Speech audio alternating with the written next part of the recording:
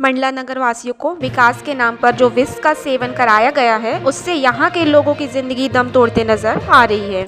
लोगों का घर से निकलना दुश्वार हो चुका है। डर ऐसा समाया है कि वाहन चलाते समय हनुमान चालीसा याद आता है। लोग मन ही मन ईश्वर से यह निवेदन करते हैं कि संकट मोचन हमारे संकटों को आप दूर करें। जिस तरह से सड़क निर्माण एवं सीवरेज लाइन का कार्य किया गया, वह अब लोगों के गले की फांस बन गया है। घरों के सामने, गलियों में और मुख्य मार्ग में सड़क धंस रही है। तालाबनुमा गड्ढे हो गए हैं। कहीं चैम्बर सड़क से ऊपर नजर आ रहा है तो कहीं पूरी की पूरी सीवरेज लाइन नालियों में तब्दील होकर रह गई है। यह नज़ारा नगर एवं उपनगर तथा समीप के पंचायतों में दिखाई दे रहा है। पहली बारिश के इन रुझानों ने आगे पिक्चर कैसी होगी इसका डर बना दिया है। समस्या के लिए जिम्मेदार कौन?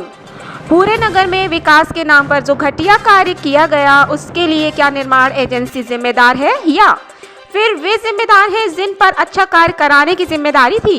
बात ही की जाए कि इस समस्या के लिए सबसे पहले जिम्मेदार कौन, तो जिम्मेदार वे हैं जो इस कार्य को विकास के लिए मील का पत्थर बता रहे हैं और इसे अपनी उपलब्धियों का शुमार करते नजर आए, लेकिन अब वे कहाँ छुप गए हैं?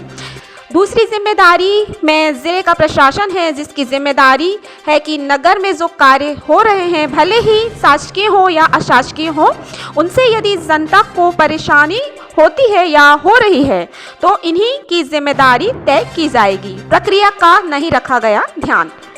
हर निर्माण कार्य की एक प्रक्रिया होती है। किसी कार्य के लिए यदि सड़क को खोदा जाता है तो उसकी विविधता मरम्मत भी की जाती है और उसे पुराने स्वरूप में वापस लाना खोदने वाले की जिम्मेदारी होती है। इसकी कीमत भी उसे प्राप्त होती है। लेकिन सीवरेज लाइन वालों ने जिस तरह से नगर सड़कों को नष्ट किया और फिर उसकी मरम्मत के नाम पर वहीं से निकाली गई मिट्टी को पूरकर आगे बढ़ते गए।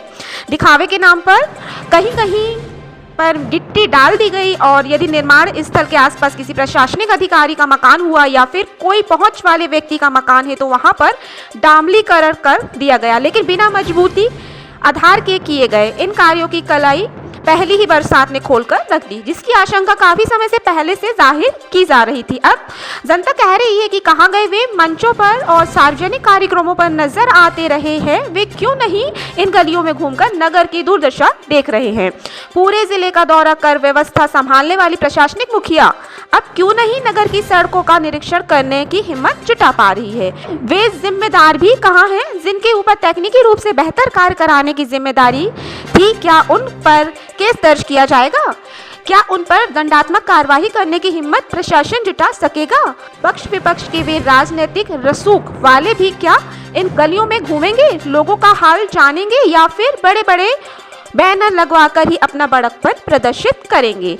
कहाँ है स्वयंसेवी संगठन? उन संगठनों के लोगों को भी खुली चुनौती दी गई है जो अपने स्वार्थ के लिए महीनों काम बंद कर हड़ताल प्रदर्शन करते रहे हैं, या वे जनता की इन समस्याओं के लिए सड़क पर उतरने का साहस दिखा सकेंगे?